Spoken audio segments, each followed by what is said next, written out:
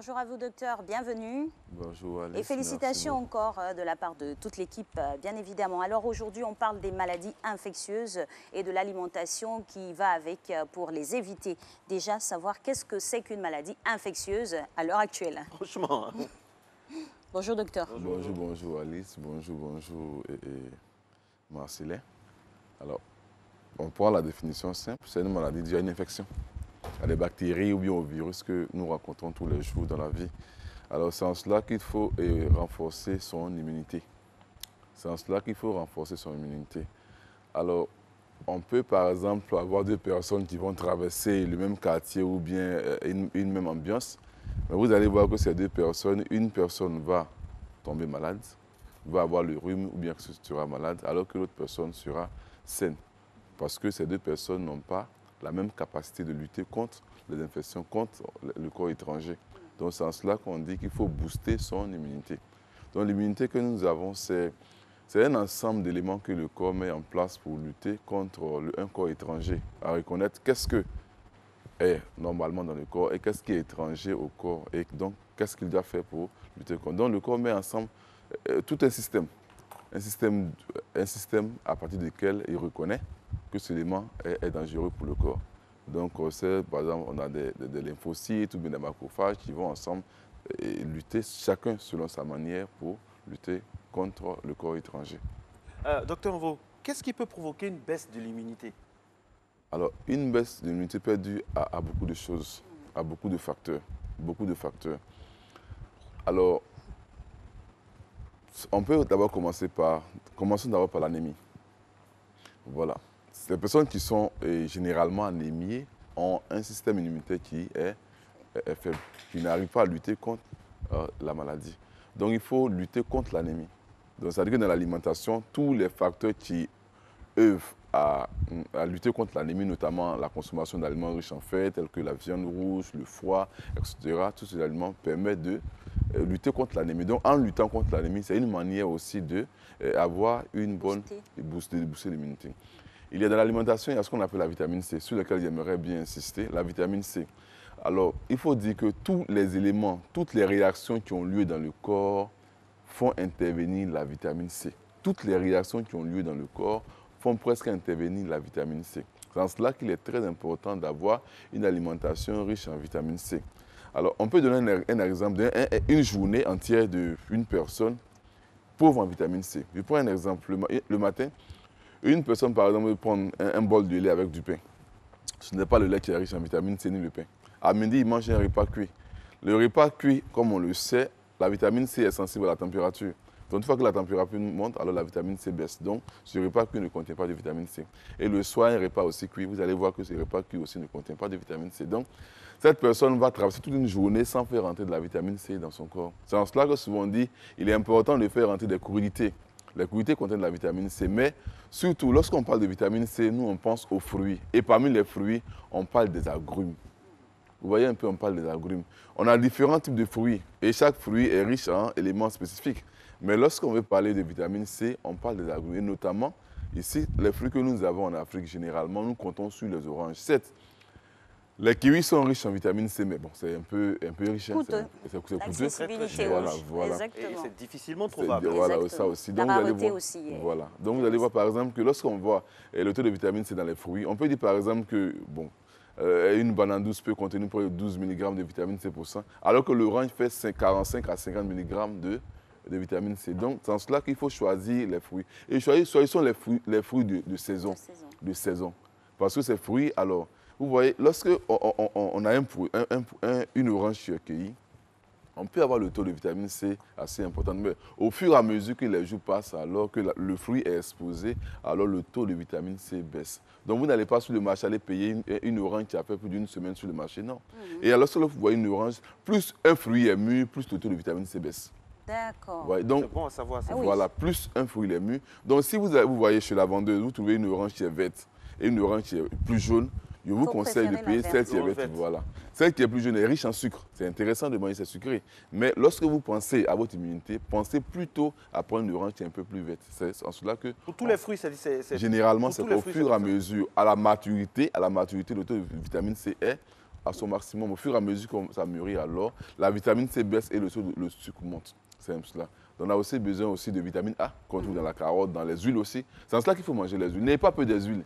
Il faut manger les huiles. Il faut faire le bon choix d'huile, c'est ça? Bien sûr, il faut prendre les huiles. Et vous savez, en Côte d'Ivoire, si le gouvernement a œuvré pour que les huiles soient riches en vitamine A, naturellement, vitamine A. Donc, on utilise les huiles normalement parce que l'huile permet aussi... L'huile aussi fait peur. Donc, à quelle quantité? À des le quantités gras. raisonnables. Hein? À des quantités raisonnables, c'est ça? Il faut savoir utiliser l'huile. Sur Très ce bien. plateau, j'ai toujours dit que la place de l'huile, c'est dans les produits amylacés, dans le riz, dans la téquée, dans l'igname, etc. C'est là qu'on utilise l'huile. Voilà. Et dans la partie sauce, on ne met même pas de l'huile. Parce que les D'accord. poissons, les viandes sont suffisamment grasses pour, Ok. voilà, pour augmenter le taux d'huile dans les aliments. Donc, voici quelques éléments. Il y a aussi le zinc. Le zinc qu'on trouve dans le foie, dans la viande, etc. Le zinc. Donc, voici tout un mélange. Pour avoir une bonne immunité, il faut avoir un aliment qui est riche en fer. Bon, pour booster d'abord, pour lutter contre l'anémie. La vitamine C, la vitamine A, le zinc et puis le sélénium. Le sélénium, c'est des éléments qu'on trouve par exemple dans le foie ou bien dans les crustacés, dans l'escargot ou bien dans les crabes, etc. Tout ce mélange-là permet, c'est ce que souvent on conseille aux personnes qui ont un VIH ou bien des personnes qui ont un système immunitaire qui est bas. Vous voyez, je donne un exemple. J'ai entendu parler d'une jeune fille qui devait voyager. Elle devait voyager, alors elle a fait les vaccins. Elle a fait les vaccins. Dans les vaccins, il y avait un vaccin de la méningite. Malheureusement, elle a eu la méningite à la suite du vaccin. Vous connaissez un peu l'histoire des personnes qui disent que non, après le vaccin, ils ont eu la maladie. Oui, parce ça que leur existe. système immunitaire est faible. Parce qu'on injecte au fait la maladie Voilà, pour pouvoir on lutter. injecte un virus ou bien une Voilà. bactérie qui est faible. Mais on n'a pas dit que le virus, la bactérie est morte. Il est affaibli. Ça fait Donc, partie de ces proportions de personnes-là qui sont contaminées après un vaccin. Voilà, C'est ça, là. voilà. Et malheureusement, cette fille qui voulait voyager, elle a vu son rêve brisé. Wow. Puisque après ça, elle a eu une anémie et elle a été paralysée. Voilà, voici un peu comment ça s'est passé. Donc il faut vraiment être en alerte quant à son immunité. Il faut vraiment booster son immunité. Et se Je vous préparer conseille. au vaccin aussi. Voilà, bien sûr. On va pas se faire ne peut pas les vacciner vacciner comme à ça. tout moment. C'est clair. Non, Ok. non, on ne le fait pas à tout moment. D'autant plus qu'il y a des dates précises, il faut faire attention Voilà, à tout bien ça. sûr, voilà. Vous n'allez pas, non, vous allez faire un vaccin à l'enfant. Votre enfant vient de sortir d'une maladie où il est presque décimé, tout le système immunitaire. Alors vous allez donner carrément un vaccin. Alors vous allez voir que l'enfant aussi C'est va... le lieu d'interpeller aussi les hypochondriaques, ceux qui sont très Ah ouais. et surtout l'automédication, c'est par ces temps qui courent, c'est Voilà. très important. Faisons On va y beaucoup revenir attention. dans Voilà. quelques instants. Afrique qui est engagé. Avec le docteur Envo, nous parlions bien sûr de notre système immunitaire. Comment ça se passe? C'est quoi le système immunitaire? Comment le booster? Et puis par quels aliments le booster? Justement, nous en étions à cette étape-là où nous parlions des aliments. On a parlé de zinc, on a parlé de fer, on a parlé de vitamine C, on a parlé de sélénium. C'est quoi le sélénium, docteur Envo? Le sélénium fait partie de ce que nous appelons les micro-éléments, les micronutriments. C'est-à-dire que c'est des minéraux dont le corps a besoin juste d'une petite quantité pour faire un grand travail. C'est ce qu'on appelle les micronutriments. Voilà, donc ce sont des éléments, les minéraux, que le corps utilise pour la fabrication des anticorps ou bien des lymphocytes. Donc on trouve dans les produits que nous mangeons, notamment dans le foie, dans les crustacés, comme je dis, dans l'escargot, ou bien dans les crabes, etc. Donc on utilise. Mais aussi ces produits sont souvent vendus aussi en pharmacie. On le vend en pharmacie, qu'on le conseille pour les personnes qui ont des infections, des cas de cancer. Donc on utilise ces éléments-là. Justement, Donc, docteur, pour toujours s'agouter au thème des maladies infectieuses, là, vous nous avez parlé de l'anémie qui n'est pas forcément une maladie infectieuse, mais qui fragilise l'immunité en tant que telle. Est-ce qu'on peut citer d'autres maladies et adjoindre, on va dire, l'alimentation qui va avec? Alors, il y a cité l'anémie, il y a aussi des cas de ce qu'on appelle les malnutrition protéino-énergétique, c'est-à-dire que les personnes qui souffrent d'un déficit en protéines dans leurs aliments. C'est-à-dire que dans le régime alimentaire de la personne, les taux de protéines sont faibles, ou bien souvent les protéines que la personne mange n'est pas de bonne qualité. Vous voyez un peu? C'est-à-dire que pour avoir un bon système immunitaire, on a besoin de ce qu'on appelle les protéines. Les protéines, c'est une séquence d'acides aminés que nous trouvons dans la viande, dans le foie, dans le poisson, etc., que nous mangeons. C'est avec ça qu'on fait les anticorps. Vous voyez, on fait des enzymes, des anticorps. Alors, la qualité d'une protéine dépend du type de protéine. Par exemple, il a dit la dernière fois que lorsque on veut avoir une bonne protéine, la viande rouge ou bien le poisson, c'est mieux que de prendre, par exemple, parce qu'il y a des clos. Il ne dit pas que le clos, ce n'est pas bon. C'est ce que je dis là. Ce n'est pas que ce n'est pas bon. Mais lorsque vous prenez, par exemple, les peaux, les parties tendineuses, il y a une partie qui est digérée et il y a une partie qui n'est pas digérée. C'est ce qu'on appelle l'élastine. Cette partie n'est pas digérée. Donc, vous voyez, lorsqu'on veut qualifier un peu la valeur nutritionnelle de ces deux éléments, disons un que déficit dans voilà, donc ceux-là contiennent plus d'acides aminés. Voilà. Donc, même si on n'a pas les moyens pour payer, par exemple, de la viande rouge ou bien du poisson assez cher, il y a ce qu'on appelle les légumineuses. Le haricot, le soja, accessible à tous. Ouais. Voilà, Le soja, etc. Il y a Voilà. toujours un petit endroit à Abidjan où on vend Voilà. ça. Parfois, on Voilà. regarde ça de loin, mais pourtant, c'est très bon. C'est très, accompagné bon, avec c'est les très bon. légumes, Voilà. juste un peu Voilà. cuit, ça C'est va. nourrissant. Quel que soit le boulot qu'on fait, ça, c'est très important. Voilà, il y a ça. C'est-à-dire que celui qui va manger du riz avec de la viande, l'autre va manger du riz avec de l'haricot rouge. C'est pareil. Voilà, à peu près pareil. C'est équilibré. La teneur À peu thérapeutique. près, c'est à peu près, voilà, à peu près, Alors, pour rester dans le giron de la nourriture, de l'alimentation, en s'arrimant bien sûr à l'actualité, un malade, par exemple, atteint de coronavirus, que doit-il manger pour que son organisme ait toujours la force? Alors, alors dans tous les cas, je le place dans le cas de booster l'immunité. Voilà. Il faut toujours booster votre immunité. Face à tout ce qui est maladie infectieuse, comme maladie virale, bactérienne, il faut booster son immunité.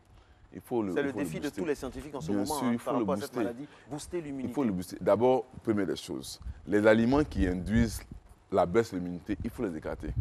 C'est lesquels? Je vais vous citer un élément. Seulement? Je vais vous citer un élément. On aura une longue liste, hein, docteur? Non, il y a une longue liste, mais il y a vous citer Dites-nous tout. Ah oui, on a du temps en plus. C'est le moment ou jamais. Hein. il y a ce que moi j'appelle les produits carnés, les produits carnés industriels. D'accord. Voilà. Alors, quand vous allez prendre des produits carnés, il y a des conservateurs à l'intérieur. Oui. Il y a un conservateur fameux qu'on appelle, conservateur. il y a un conservateur qu'on appelle le E249. Oui, qui revient souvent. Un 249 que vous trouvez souvent dans les produits. Ce produit fait baisser l'immunité. Wow. Donc, vous voyez, quand vous allez prendre un produit qui contient un peu le E249, E250, E251 et E252, ces quatre conservateurs peuvent faire baisser. Donc, c'est des produits qu'il faut modérer. Donc, il faut modérer la consommation. On les trouve dans quoi, docteur? On les trouve souvent, vous allez trouver par exemple... Quelle nourriture? Non, pas dans les fruits. Dans quelle nourriture? Dans quelle conserve? On peut trouver, quand vous allez prendre par exemple les corned beef, Ok. vous allez trouver par exemple, c'est marqué dessus. Mais c'est dans vous les allez conserves voir. seulement, puis on peut les trouver ailleurs. Non, Le généralement plus grand dans les public. produits carnés industriels, vous allez trouver par exemple ça à l'intérieur. C'est marqué dessus, conservateur. Souvent les nitrites de potassium, souvent on met le nom. Oui. Mais c'est comme souvent on met souvent E249, c'est à peu près la même appellation. D'accord, Voilà. nitrite Donc le de fabricant potassium. prend le temps de mettre la composition sur l'aliment et Il à vous donne le choix. Voilà, donc vous ne pouvez pas l'accuser. Mais il faudra modérer un peu ce groupe d'alimentation D'accord. parce que ça fait baisser l'immunité. Et quand c'est comme ça, alors c'est un peu dangereux. Surtout à ces moments où on essaie de booster l'immunité. Ces aliments-là, il faut essayer de réduire leur consommation. Waouh. Vous voyez un peu, voilà, il faut réduire leur consommation. Dans la vie de tous les jours, quelqu'un qui a comme objectif baisser son immunité, quels sont... Booster son immunité. Booster son immunité et Oui. baisser son manque. Parce que ça nous attire. Il y a des repas qui baissent notre immunité, qui nous attirent. Bien sûr, bien Baisser sûr. justement son désir d'aller vers ces repas-là. sûr, voilà. Quelles sont les petites astuces, les petits Non, mais trucs? c'est une chose sûre que c'est pas bon. Parce que contrairement à Il ce faut qu'on dit, réduire, voilà. c'est où ce qui baisse notre immunité, on va vers là-bas parce que, Voilà. comme on dit, on aime ce qui est doux, ce qui est Voilà, bon. c'est un peu ça. C'est en sens, vous dites la nutrition commence à prendre de l'ampleur et prendre de l'ampleur, c'est un peu ça. Alors il faut comprendre un peu les choses que nous faisons. Ne faites pas une chose parce que tout le monde fait, Absolument. mais faisons une chose parce que je sais pourquoi je fais. Voilà. Et en ce moment, ce que moi je conseille à la maison, ce que moi j'ai fait, j'ai dû aller payer de la vitamine C en pharmacie et puis chez moi à la maison, tout le monde prend la vitamine C. Justement, docteur, La je crois vitamine C. qu'en début de semaine, quelqu'un nous interpellait là-dessus, comme quoi ça n'avait pas d'effet ou ça pourrait être même néfaste d'utiliser en l'occurrence la vitamine C. Et non, c'est quand on le prend à des taux très très impressionnants parce que même si Voilà. c'est trop élevé, ça peut entraîner des problèmes au niveau Quel du rein. taux? Soyons précis dans les taux. C'est à quel moment on dit que le taux devient impressionnant pour ceux qui Non, Ou il y sur a quelle des durée? valeurs. Non, il y a des valeurs. Bon, il y a des Lesquelles? valeurs, je n'ai pas les valeurs en tête, mais ce que moi j'essaie de Il ne faut faire, pas c'est abuser de la vitamine que... C. Voilà, il faut abuser de la Pour vitamine C. les enfants, on casse mais- en deux. Non, ce que moi je fais, j'ai pris deux comprimés pour presque 8 personnes. Ah. Donc, voilà. En fait, ce que j'essaie de faire, j'essaie d'apporter plus de vitamine C que d'habitude. Donc c'est de diluer et puis partager le, Voilà, c'est voilà, un peu le ça. Même à liquide tout le qui- monde, à la nounou, à tout, après c'est tout le monde. Voilà, Et sur après, c'est quelle tout le monde. période? Parce que si c'est fait de manière Non, pas- moi, journalière,